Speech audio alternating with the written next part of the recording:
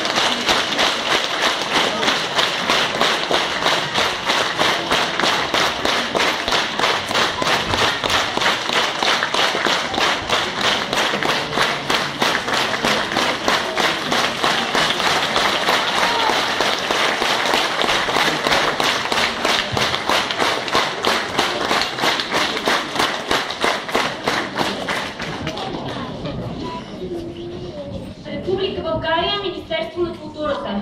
До госпожа Дина Колева. Приемете най-сърдечни искрени благопожелания от името на Министерство на културата и лично от мое име по повод вашия 60 годишен юбилей. Празникът е признание за всеотдайността, професионализма и голямата ви обич към българското народно творчество.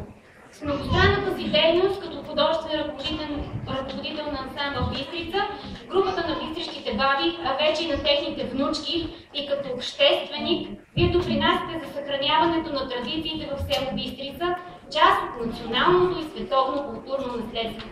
Пожелавам ви много здраве и още дълги години творчески активен живот. Министър доктор Петър Стоянович.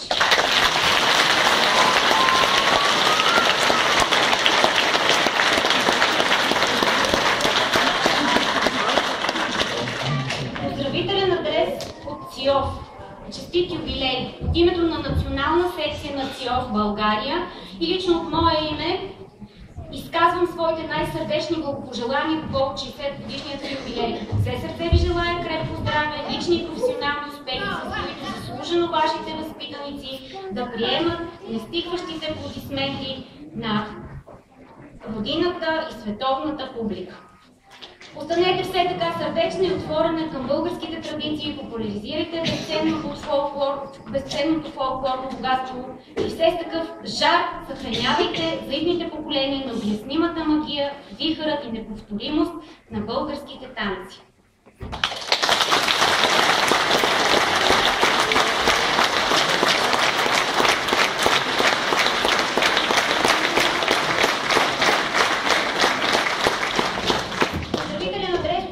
Община район Панчарево.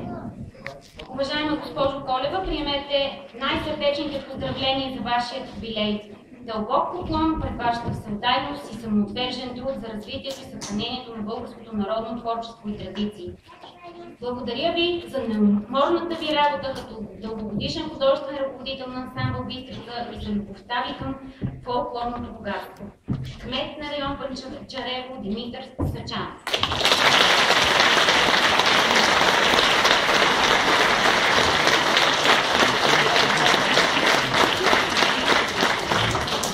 Честит юбилей, госпожо Колева, или просто честит юбилей, скъпа Дина. Защото за нас ти си просто Дина или кака Дина, приятел, учител, душеприказчик. Самодейците от читалище Пробуда 1926 година и неговите служители изказват огромното си уважение и благодарност към теб за запазването и развитието на фолклора в село Железница. За тези, които не знаят, Дина е била художествен ръководител в читалище Пробуда от 1976 до 1983 година. През 2007 година, пак с нейната безвъзмездна помощ, бе възстановена дейността на танцовите и певчески колективи.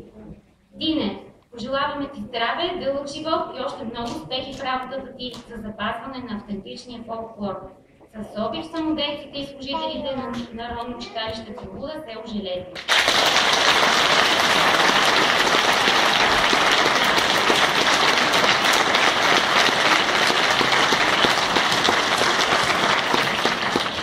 Поздравителен адрес от фолклорна група ЖАР. Народно читалище доктор Петър Берон, София и ние фолклорен танцов ансамбъл ЖАР, танцори, малки и големи, музиканти, художествени ръководители, сме щастливи да ви поздравим с вашия празник. Няма по-искрено съпреживяване на изкуството от личното участие в сътворяването му и представянето му пред обществото. Да представяш българските народни танци, музика и песен като част от съкровищницата на българския фолклор, да се трудиш, за да се запази самобитната красота и духовно послание на българските традиции и обичаи, е работа, чиято най-голяма награда са аплодисментите на публиката и съпричастността и запалената обич на младите към българското.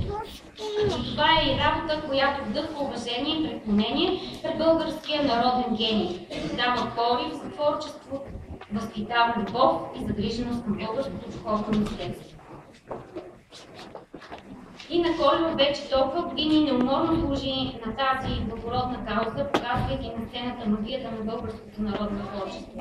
Щастливи сме от взаимната подкрепа и прекрасните творчески взаимоотношения с вас и вашия колектив и се надяваме и в бъдеще да е така. За вашата 60 годишнина ви желаем много здраве, лично щастие и благополучие. Сили да посрещате предизвикателствата на ежедневието, творческо вдъхновение, популяризиране и запазване на българския фолклор и много последователи, влюбени в него, които да пълнят репетиционните зали и да продължават вашата работа от душа и сърце.